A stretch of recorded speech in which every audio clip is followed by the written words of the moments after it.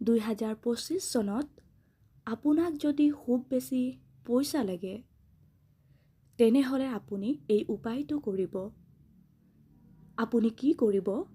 মঙ্গলবাৰৰ দিনাখন এটা আপুনি মাটিৰ বাচন ল'ব আৰু সেই বাচনটো আপুনি কি কৰিব?